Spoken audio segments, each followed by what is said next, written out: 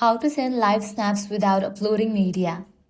Let's get started. First, launch your Snapchat app. Your camera will open up. Now take a random photo. Make sure the background is black.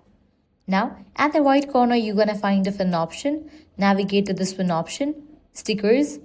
Under that, you're gonna find the fun option. Now head over to this one option, memories. With that, your gallery will open up. Now go ahead and select the picture that you wanna send as a snap without mentioning media.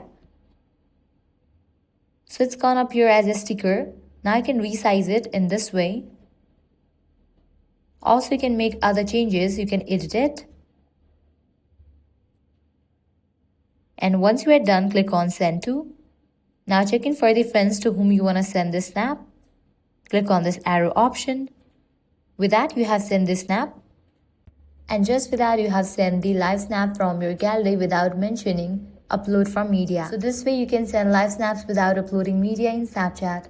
If this guide helped you out, don't forget to like, share and subscribe.